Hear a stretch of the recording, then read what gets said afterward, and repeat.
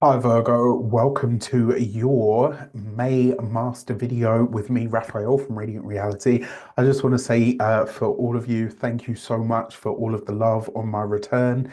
It really does mean the absolute world to me. I'm so very grateful to each and every one of you for it. It really does mean a lot, and it's really good to be back. I missed you guys, I think, as much as you missed me. So thank you, thank you, thank you. With that said, remember, whenever I'm talking about astrology, I'm using the whole sign tropical Western astrology system. And if you ever hear me forget to mention the dates of the transits that I'm going to mention, I won't be going into the degrees. There's a reason for that. It's just too, it will be too much. All right. But you're going to get this. And as I say, you're getting a whole bunch of new stuff, right? New, completely different stuff, but you're also going to be getting a remix of some of the older stuff that I know you love from me. And I will say, stay tuned because we are going to co-create this space together. And I really hope that you love it all as much as I have loved creating it all and remixing things and stuff. So stay tuned. And with that said, let's get straight into it. So on May the 1st, right, straight out of the gate, on May the 1st, Venus comes into the sign of Aries into your eighth house. Venus moving into the eighth house begins to light up a deeper, more intimate, like, or not even a layer. It begins to light up the deeper and more intimate layers of your life. It might bring gentle transformation to your relationships with power, sex, money, and even vulnerability, right? Remember, the eighth house is your deep psychological makeup. Venus coming into this space is really helping you get a handle on, or, really take charge of your mental health, but in a way that feels like it's more aligned and easier. And wherever Venus goes, she makes us more attractive, more agreeable, more harmonious. She magnetizes us in some way, right? And helps us shine. So, in terms of sex, in terms of power, in terms of money, these things could really like heighten for you. And remember, the eighth house is a money house. Joint finances and resources, mortgages, taxes, debts, loans, all of that kind of stuff, inheritances, even. It's a moment for you to really reconnect with your desires, right? Venus rules pleasure and romance and all of those things, especially those that you keep hidden, right? So if there's something that you want or something that you need to feel more fulfilled in and of yourself, this is a time to really explore that. And because Venus rules your second house of money, finances, and resources, and it's in the eighth house, there's definitely a financial leaning to this in some way. In the ninth, as Venus is the ruler of your ninth house as well, this could really influence your approach to finances or value systems or your beliefs in some way. Saturn's placement here, you know, I'm just trying to think of the way to kind of to explain it. Like, yeah, like, so, anyway, in the background of this, Saturn's placement is conjunct to the North Node, and it kind of brings a much deeper restructuring to, so it's like what you're willing to merge with, what you're willing to commit to, and also what you're willing to release. Now, on May the 5th, Mercury, your ruling planet, comes into a conjunction with Chiron in your eighth house in the sign of Aries as well, but they are going to sextile, which is bringing opportunity, to Jupiter, which is in your 10th house of career. This is a beautiful moment of healing through truth, right? Mercury, your ruling planet, conjunct Chiron in the eighth, is bringing insight into past betrayals, maybe past fears or wounds, or maybe even deep insecurities in some way. And these might show up around money, around finances, around intimacy, around shared power, right? Or around power and powerlessness in general, where you may have felt that, or, maybe where you had too much power and it felt like too much, pressure to bear, even. You might be talking about this or discussing this with a partner. Maybe you're peeling back new layers of your personal power. There's also like a really potent magical energy here. And you might see something so clearly that it leaves you feeling like truly supercharged in some way because you're aware of what is really truly right for you. Clarity shines right through your career and your public energy. So I'm loving this for you. On May the 11th, Mercury, your ruling planet, enters the sign of Taurus, coming into your ninth house. Now, Mercury is flying at this point, right? And when I say flying, I mean Mercury is flying at this minute. Mercury moves into a fellow Earth sign, so straight away it's going to start sending you supportive energy. It's shifting your focus, your mind, your conversations towards things like long-term learning, travel, publishing, philosophy. You're thinking big picture at this moment in time, right? And because Taurus is the sign that occupies that ninth house, this is long-term, like it's all right. Yes, your 11th house is your long-term vision, but your ninth house, and then that ninth house is being ruled by Taurus. It's like you're thinking about the big picture, but you're thinking about the big picture over time. As the ruler of your first and your 10th houses, this is bringing a really nice, healthy blend of self-direction with higher vision, right? Like it's like you're bringing these two things together. You might be called to speak, to teach, to study something that really helps deepen your personal authority, or maybe you choose to. It's also a really perfect time to plan future trips. Mercury is moving at full speed, right? And in grounded Taurus, it's like it supports those long range travel plans. The trine to Virgo is locking something in that you can, like, lock something in if you can at this time because it will absolutely stick. Now, on May the 14th, we've got a beautiful grand fire trine, right? This for you is happening across your fourth, eighth, and 12th houses. Venus in the eighth house, Mars in Leo in the 12th house, the moon in your fourth house in Sagittarius.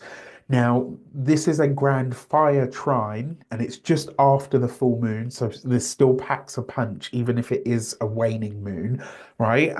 But this is across what we call the water houses in the chart. So it might activate an emotional fire trine for you across all of these private areas of life, something to do with your home or your deep emotions. Maybe your deep psychological makeup, maybe your past hurts, wounds, or self-sabotaging tendencies. I love this for a day of action around the people and things that matter most to you to help you exercise, like, and when I say exercise, I mean exorcise, to get rid of built up emotions that have only helped or only stood to keep you stuck in some way. Whether it's passion, grief, or longing, this is a moment for you it's a moment for movement and clearing, right? And you'll feel a lot lighter for it, especially if you take these steps in a selfish kind of way, right? Now, on May the 17th, Moon has now moved into the sign of Capricorn. So Luna's going to be in your fifth house. This is setting up a grand trine across your first house, your fifth house, and your ninth houses, right? This is Moon in the fifth, Uranus in the ninth, South Node in your sign at this point, right? Newly in your sign as well. This brings things into your awareness on a bodily level in a way that is both grounding and expansive. It's really like this will be an excellent time for creating something tangible, launching a creative idea, redefining how you share yourself with the world. Whatever you set forward at this moment in time will last, even though it's a waning moon, even though Uranus is involved, even though the South Node is involved. It's still Earth, right? And there's a lot of Earth here. And with the South Node in tow, this might be something that you once took a bit of a gamble on, now pays off in a very real world way, which I'm excited for. On May the 18th, we've got the Sun coming into a conjunction with Uranus. So the Sun for you rules your 12th house, and this is like a lightning bolt of awareness and energy in your ninth house, a sudden truth, a sudden invitation towards an initiation is what could show up here for you. This could be insight that really alters or shifts your worldview, or maybe even your future direction. And it's like this, and it might relate to something to do with travel, education, publishing, or maybe even like spiritual awakening in some way. Be really open to last minute opportunities or wild, inspired pivots that show up. Because this is like let go of it needing to make sense, right? Like this thing where it's like it has to make sense. It's got to be like this is magic disguised as chaos, right? And so whatever shows up for you that is maybe a little bit disruptive and definitely out of your comfort zone could ultimately be very good for you in the long run.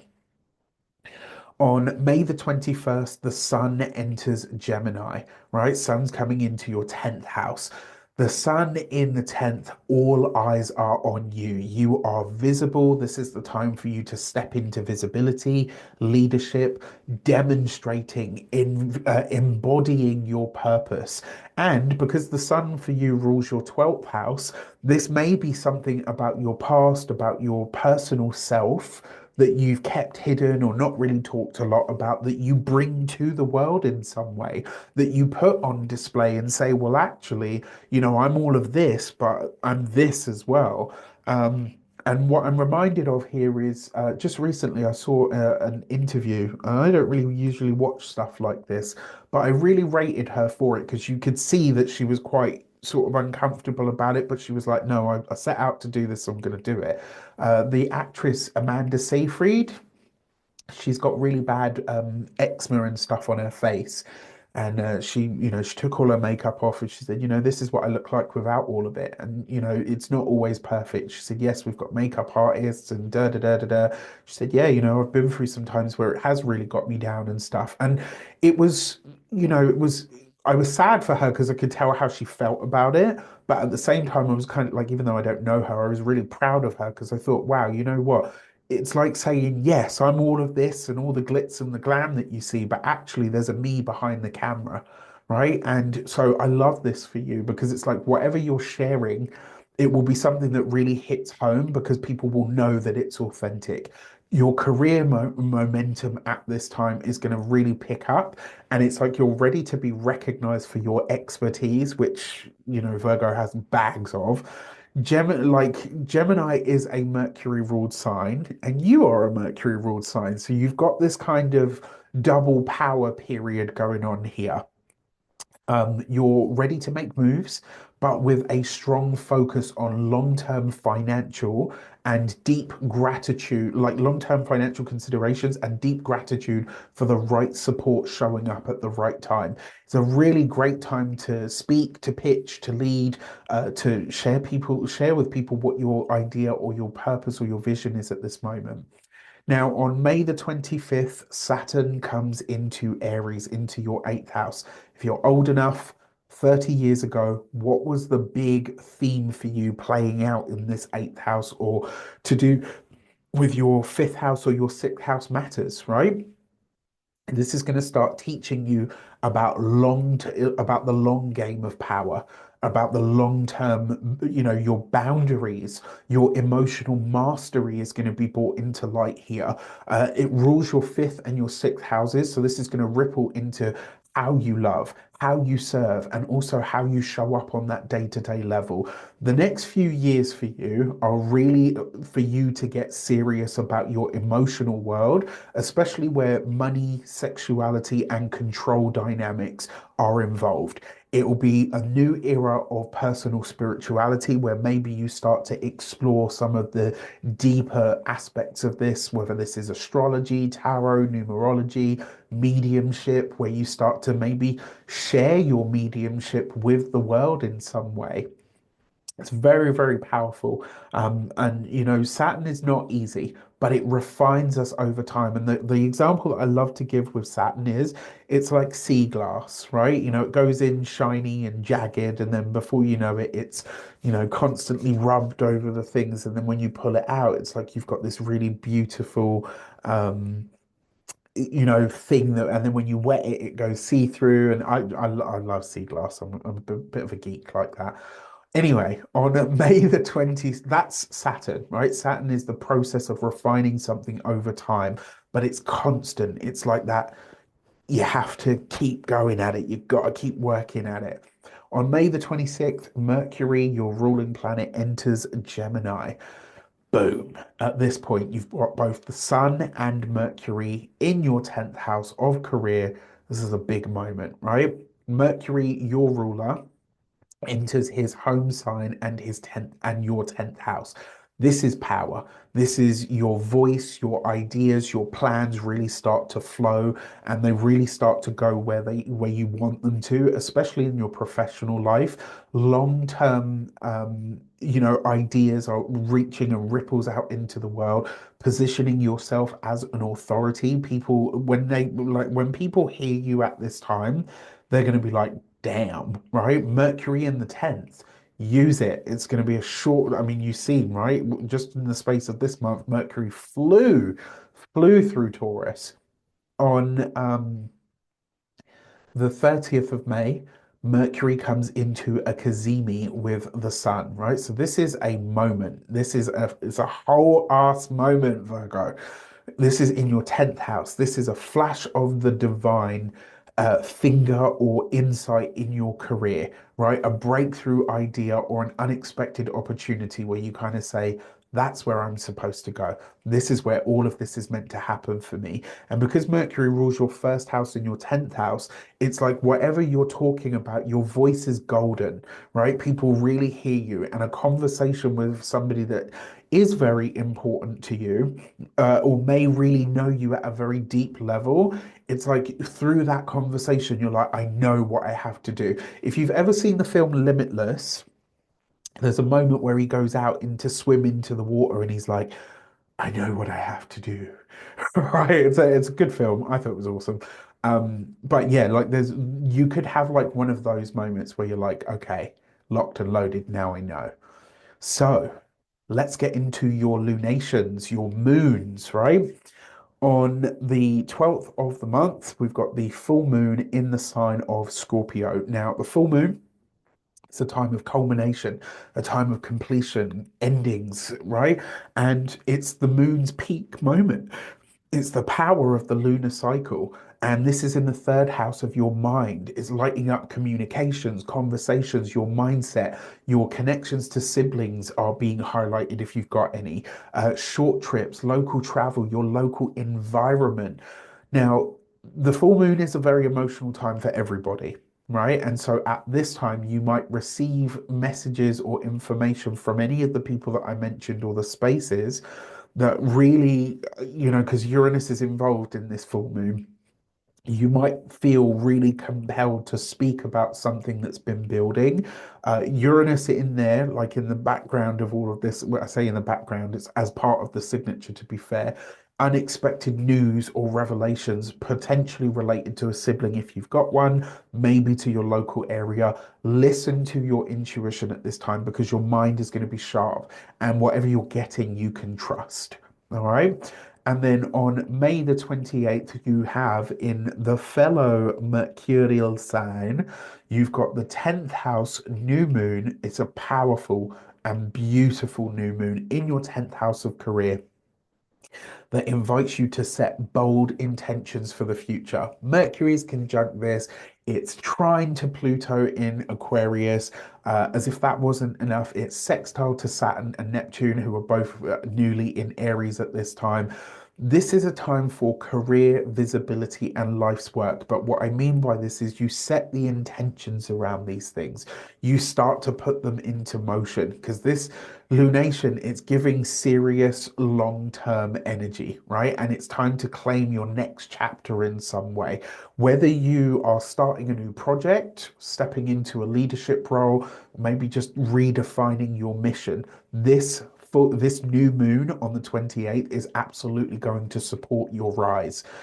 So that is your astrology. If you are not on my mailing list, you are not getting your weekly emails from me, right? And there are more of them now. You get a Monday, Wednesday, and Friday email.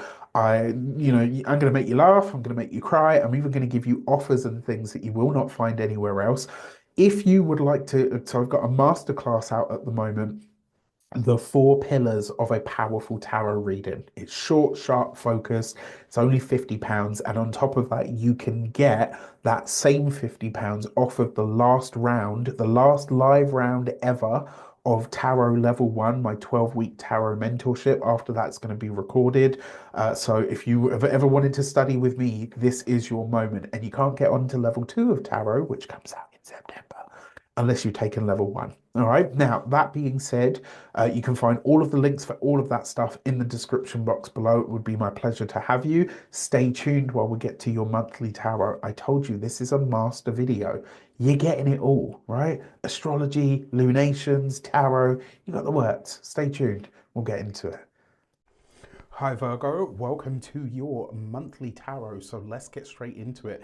Before we start, as always, I would like to bless my decks of cards with all forms of love, light, peace, prosperity and abundance. And I pray that the messages that come through are ultimately clear and concise. They help you on your path to your highest vibrational good. So I'm going to give these a shuffle.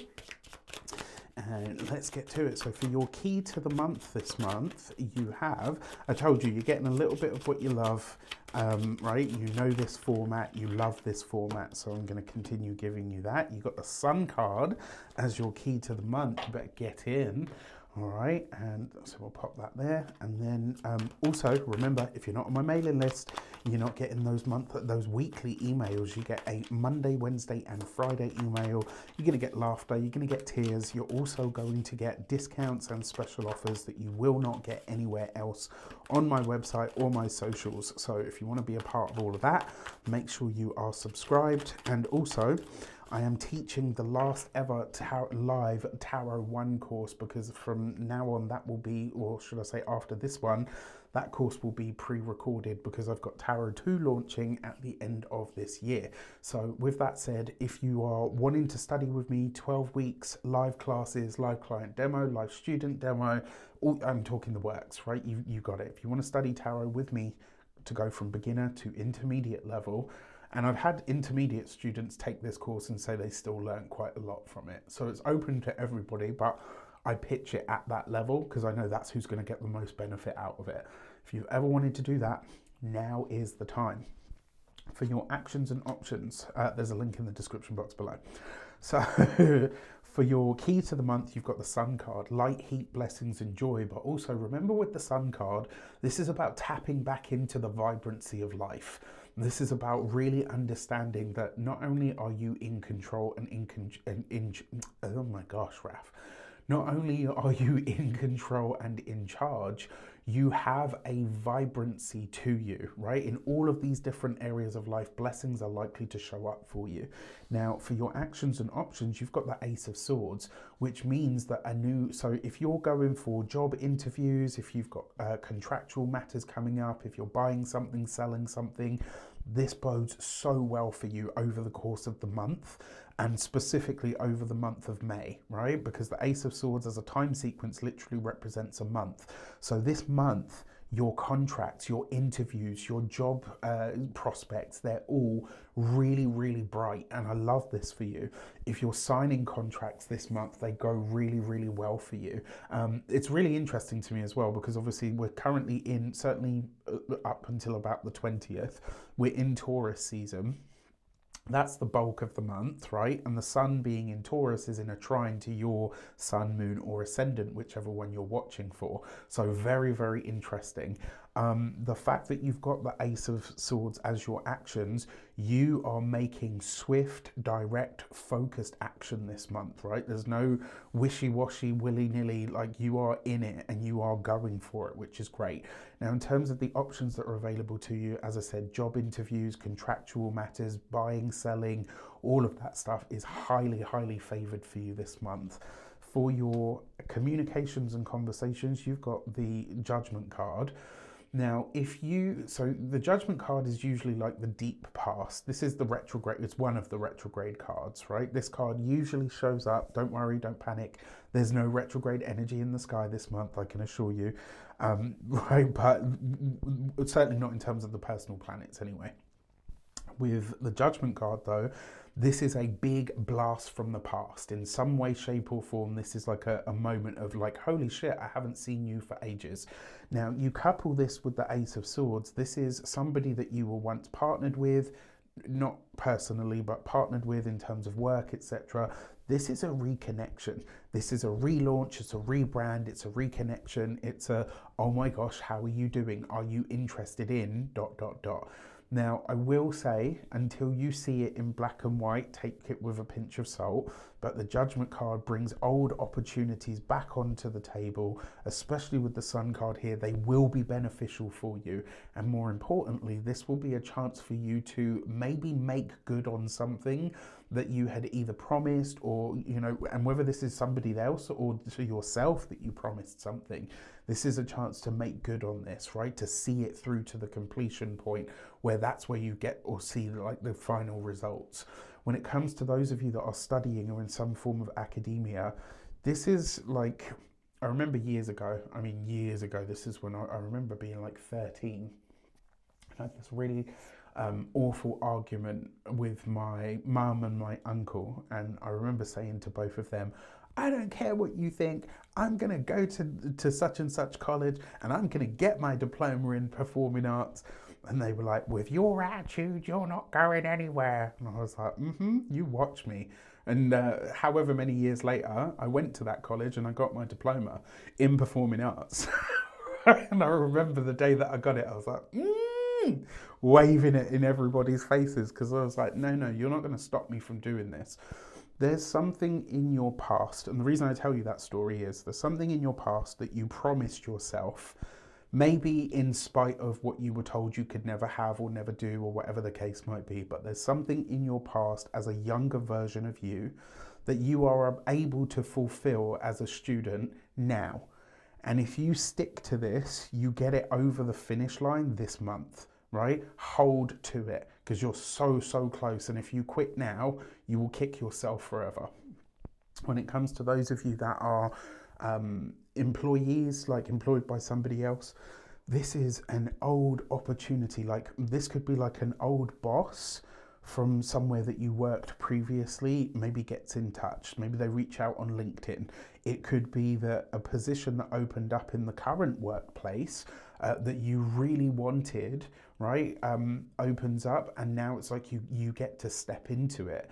But what's really interesting to me is if you're doing this, you're still doing it at a higher level. So it may be that you step into this role, but you're like, you know what, I'd love to do this role, but actually now I realize my worth, or, you know, my skill set, or my, you know, knowledge base, or whatever, I'm going to need a bigger salary, right? I'm happy to take the title because maybe there's nothing else that you can offer me, but the salary is going to need to reflect what I'm actually bringing to the table as a part of this. For those of you that are business owners, entrepreneurs, solopreneurs, people that work for themselves, this is a card of action, right? It's a card of being called to do something that is either bigger than you or goes beyond you. And to do it in a way where you are expected to really amplify what you're working on. With the Sun here as well, this is like where your business has a chance to really shine or to do something, but it's going to have to come through what you are known for, and that is service. There's something here that you have to deliver on, but it sees, like, literally, it's like once you answer this call, it's like the universe says, I want to give you this. I want your business to be really successful with this, but you need to fulfill this before you get this. And when you do this, that is going to be the result from it. Very exciting. If you are retired and no longer working, for those of you that have had chronic health problems or issues, this bodes so well for you, because it's like you illuminate, or you get to the bottom of what that health issue has been. For your love and relations, you've got the Seven of Swords. Seven of Swords is not an easy energy, right? So you've got this in the relationship sector. If you're partnered, married, or in a long-term commitment, this will be a lie of antiquity that comes up now. And I'm going to be really honest with you. When you hear what it is, maybe you're unhappy because you realize that there's something that your partner withheld from you.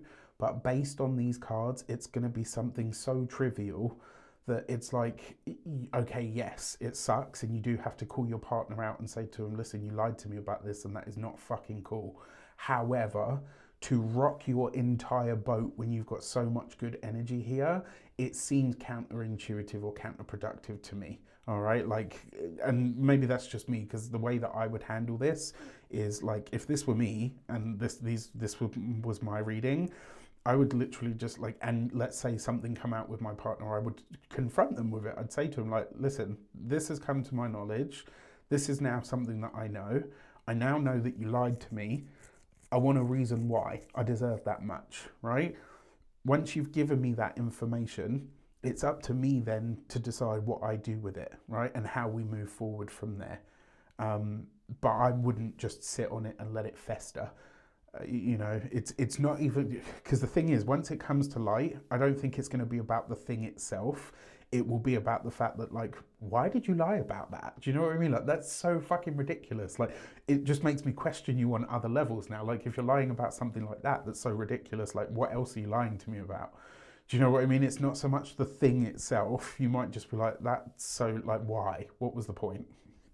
And if you're single, honestly, if you get somebody coming back into your world, giving it, I've changed, I'm different, they full of shit. Tell them keep it moving, right? Straight up. Judgment with the Seven of Swords, nah, honey, you still the same. It's the same shit in a really nice new package. Not interested. Um, Another way that this could also show up, though, is honestly, it could be that this person maybe does have a past. And if that's the case, it will be something like theft or fraud or, you know, whatever it is that they've been sort of caught up into. If I'm honest, I would say that it's probably because they were caught up in the wrong crowd.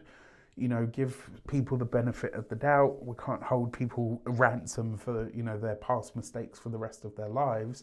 But equally, you do want to keep your sort of wits about you.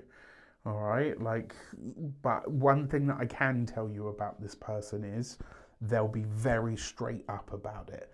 Like like obviously maybe not on the first date, but like once you're 2, 3 dates in, they might say to you, "Look, I've got a criminal record. Here is the reason why." Right? And for me, it looks like it will be something along the lines of theft, fraud.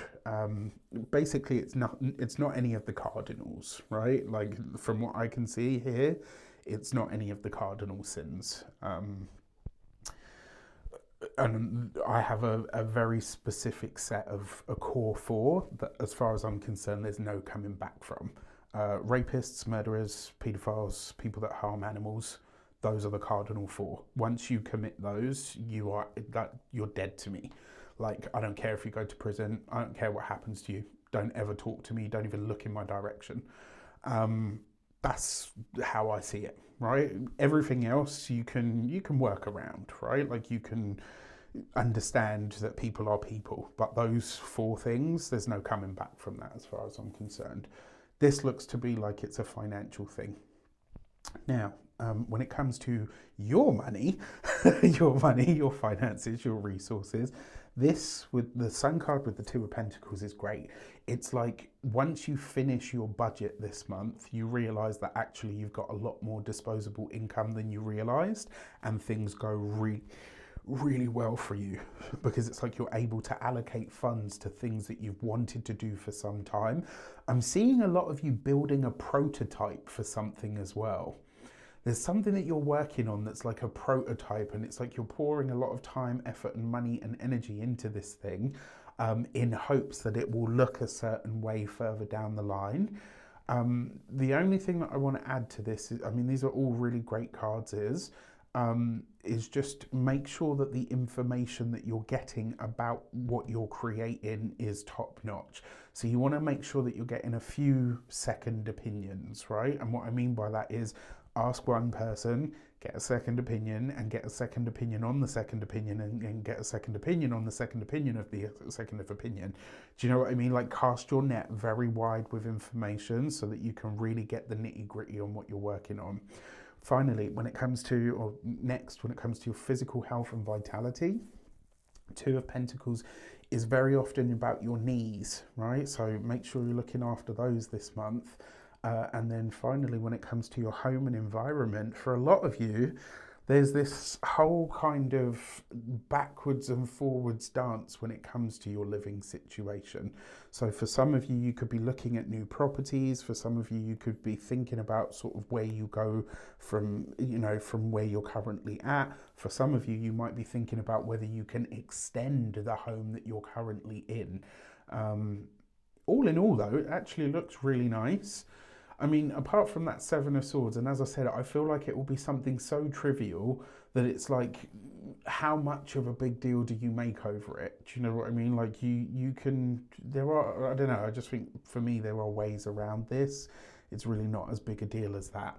And then finally, when it comes, the last thing that I want to add is I am teaching Tarot Level 1, the 12-week mentorship, for the last time live ever, because then it moves to a recorded version. So if you've ever wanted to study tarot with me, if you want to spend 12 weeks with me, we go live every Sunday. You get the recordings, you get more PDFs than you can shake a stick at, live client demo, live client practice. Trust me, like it's the best version of this course that it's ever been. So if you really want to take your tarot learning to a whole new level, especially for those of you that are beginners and intermediate, this is absolutely the course for you. And there's a link in the description box below, so check it out. With that said, have a great month, take care, and I'll see you soon.